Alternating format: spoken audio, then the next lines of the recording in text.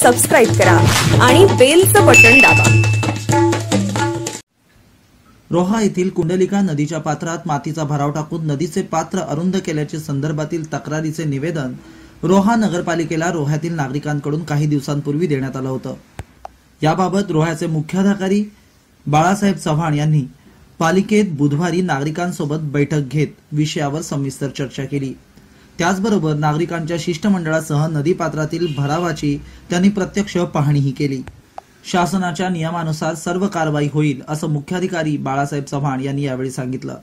तर गावाच्या हितासाठी आपण कायम रोहेकरांसोबत आहोत, संवादानं समस्यांचे निराकरण करू असं नगराध्यक्ष पोटफोडे यांनी यावेळी सांगितलं। त्यानंतर मुख्याधिकारी चव्हाण यांनी समितीच्या शिष्टमंडळासह प्रत्यक्ष नदीपात्रात जाऊन झालेल्या भरावाची पाहणी केली।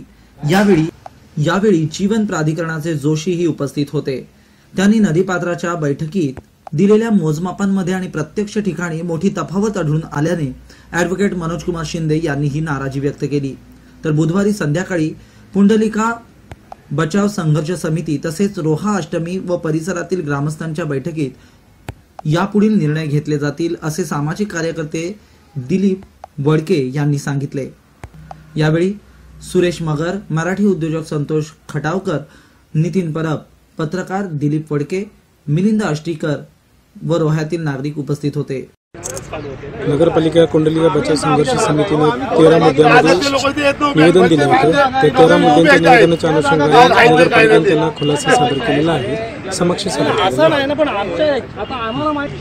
नगरपालिकेला मिळालेल्या प्रशासकीय मान्यतेनुसार काम करण्याचे प्रस्तावित आहे आणि त्या अनुषंगाने नगरपालिका योग्य ती कारवाई करेल। जी उत्तरं दिली त्याच्यातून बिलकुल समाधान झालेलं नाही आणि आम्ही प्रत्यक्ष पाहणी करायला पण आलो आणि प्रत्यक्ष पाहणीमध्ये सुद्धा ते 5 मीटरची गोष्ट करत होते भरावासाठी।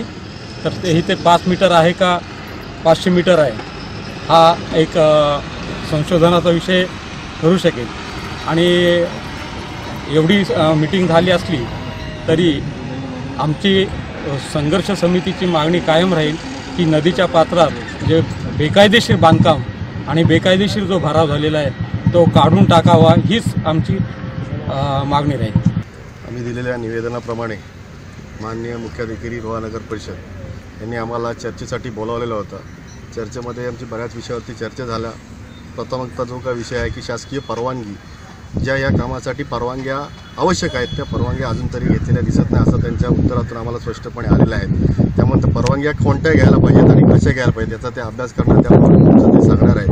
आणि आम्ही स्वतः प्रत्यक्ष या जागेच्या नदीच्या हद्दीबाबतचा जो काय चर्चा सत्रामध्ये आमची काही चर्चा झाली त्यावर चर्चा केल्यामुळे हद्द बघण्यासाठी आम्ही या इथपर्यंत आलेलो होतो, परंतु त्यांना त्यांची हद्द काय दाखवता आलेली नाहीये। आता सबस्क्राइब करा आणि बेलचं बटन दाबा।